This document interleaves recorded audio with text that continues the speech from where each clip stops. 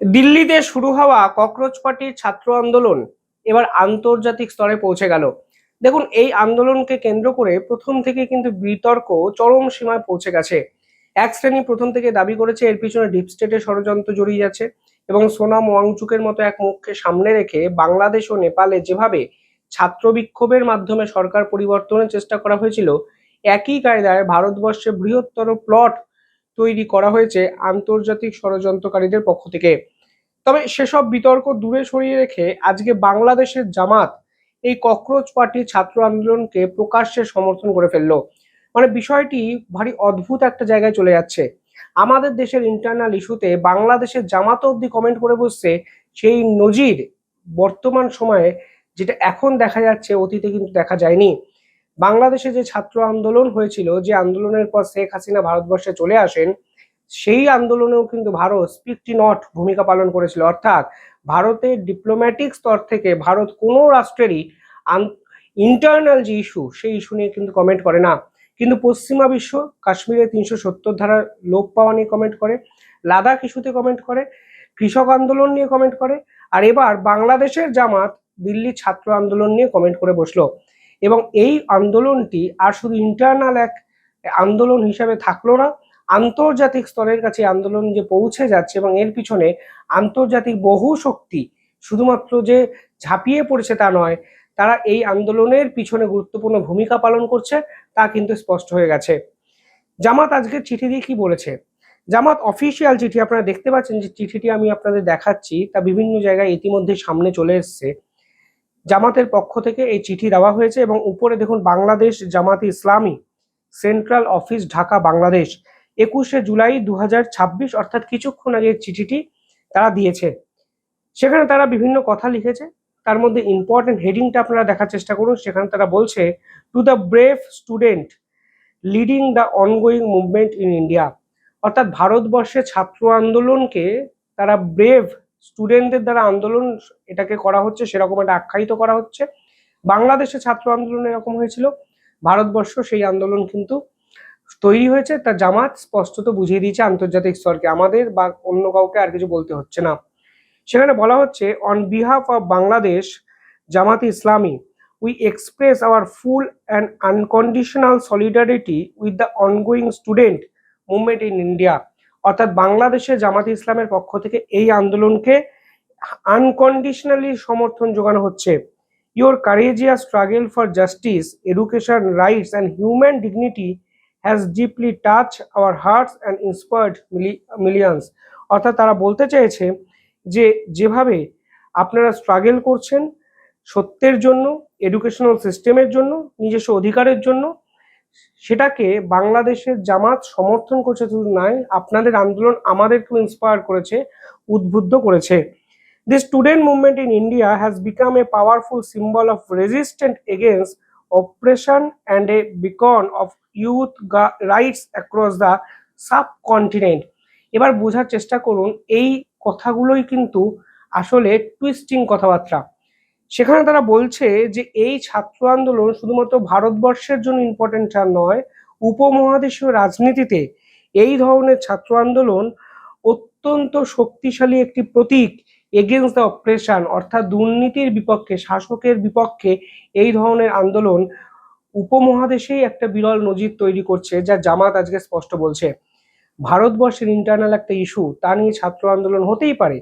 আন্দোলন ঠিক না ভুল তা নিয়ে তর্ক বিতর্ক বিভিন্ন ক্ষেত্রে হতে পারে, কিন্তু জামাতের মতো একটি আন্তর্জাতিক সংগঠন, তারা বাংলাদেশের রাজনৈতিক দল, শুধু সংগঠন নয় দল, তারা যখন এই ধরনের কমেন্ট করে, স্পষ্ট হয়ে যায় বাইরে থেকে এই আন্দোলনকে কিন্তু কোনো না কোনোভাবে উস্কানি দেওয়ার চেষ্টা করছে। অন্তত জামাতের এই কর্মকাণ্ডে তা কিন্তু পরিষ্কার।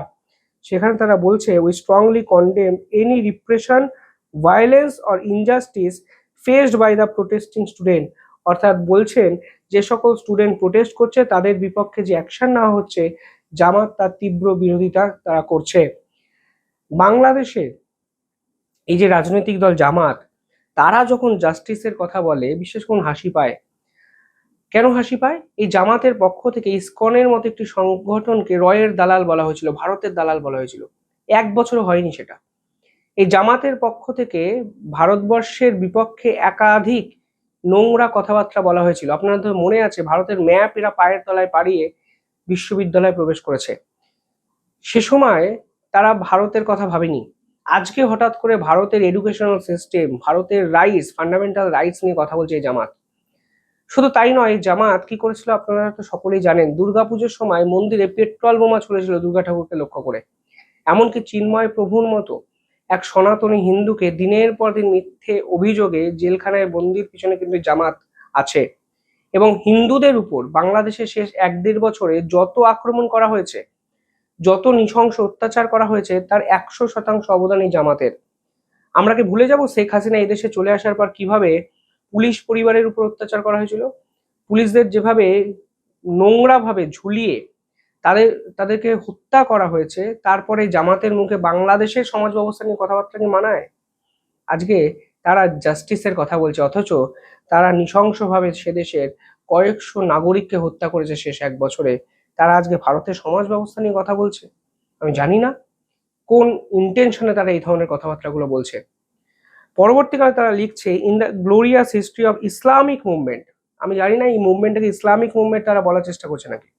তারা বলছে ইসলামিক মুভমেন্টের ইতিহাসে student have always been at the forefront of the struggle for the youth and justice.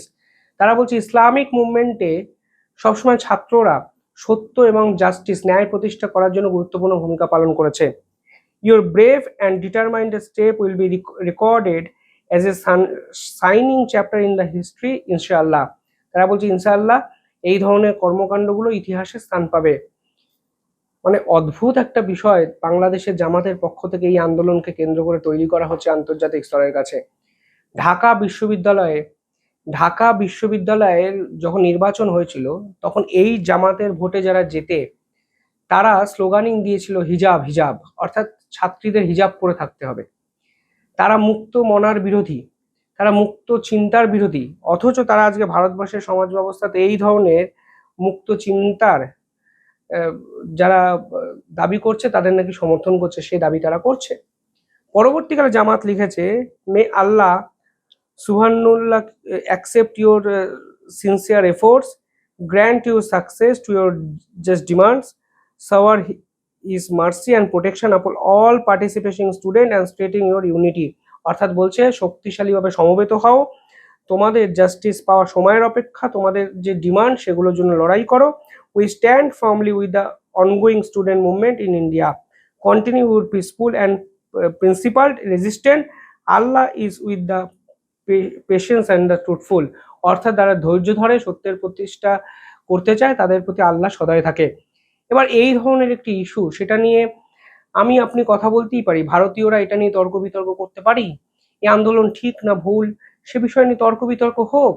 এই সরকার ভালোভাবে আন্দোলনকে ঠিক করে অ্যাকসেপ্ট করতে পারেনি কি পারেছে, অনেক কিছু কথাবার্তা হতে পারে। আজকে এই ভিডিওতে এই কথাবার্তার বিষয়বস্তু সেটা নয়। আন্তর্জাতিক খবর এই চ্যানেলে আমি করি, কিন্তু আন্তর্জাতিক স্তরের দিক থেকে যদি খবরটি ভাবেন তাহলে দেখবেন জামাতে পোনার এই ধরনের নিদর্শন যদি ভারতের সমাজ ব্যবস্থায় ঢুকে যায় তাহলে ভারতের ভবিষ্যৎ কিন্তু সমস্যায় পড়বে। আর সবচেয়ে বড় কথা, ভারতের ইন্টারনাল ইস্যু নিয়ে জামাতের কথা বলার অধিকারটা কে দিয়েছে? ভারতের অবিলম্বে এই বিষয়ে একটি বিবৃতি জারি করা উচিত, পরিষ্কার বলা উচিত জামাতকে কেন জামাত এই ধরনের কথাবার্তাগুলো বলবে।